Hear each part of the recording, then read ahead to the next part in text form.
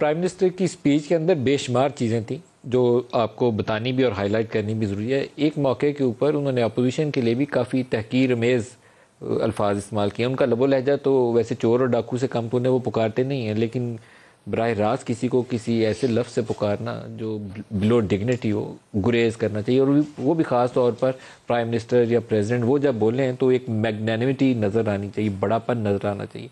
Prime minister نے سنیے کیا کہا، دکھائیے گا.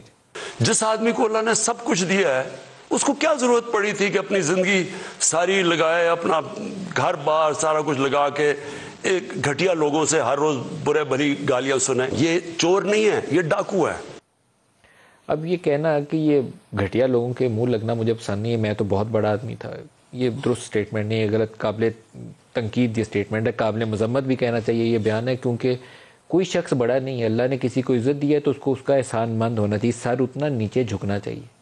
اگر باقیوں کو تحقیر میز لہجے میں دیکھا جائے یا ایسی نظروں سے دیکھا جائے کہ وہ تو گھٹیا ہے، میں تو اعلیٰ عرفہ ہوں، تو پھر مجھے اپنے رویے پہ غور کرنے کی ضرورت ہے. پرائم منسٹر کا یہ بیان کسی صورت درست نہیں ہے. پچھلے ہفتے ہم پروگرام کر رہے تھے تو رانا ثناءاللہ نے ایک موقع کے اوپر پرائم منسٹر کے لیے ایک لفظ استعمال کیا. میں مجبوراً آج اس کو دہراؤں گا. تو اس کے اوپر بہت زیادہ تنقید کی پاکستان تحریک انصاف نے، علی محمد خان نے. انہوں نے کہا کہ نہیں، پرائم منسٹر کے لیے ایسا لفظ نہیں بولنا چاہیے. دکھائیے گا کیا رانا ثناءاللہ نے کہا تھا.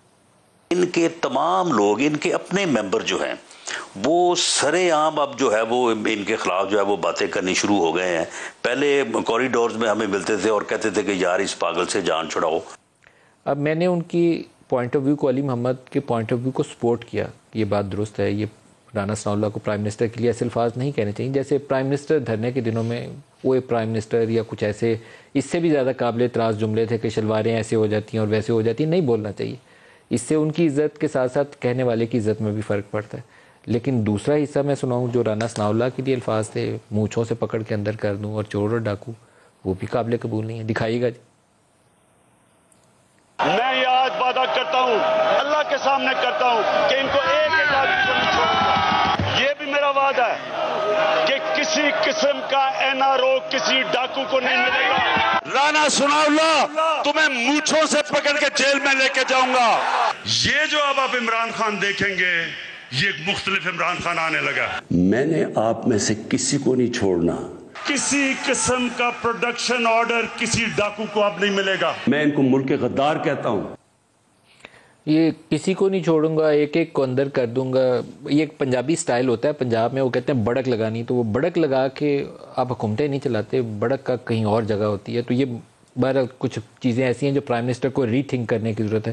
اپوزیشن لیڈر کے لیے بھی پرائم منسٹر نے کچھ کم جذبات کا اظہار نہیں کیا. پہلے بھی کیا لیکن آج دوبارہ کیا. دکھائیے. شہباز شریف، میں اس کو اپوزیشن لیڈر نہیں سمجھتا، میں اس کو قوم کا مجرم سمجھتا ہوں.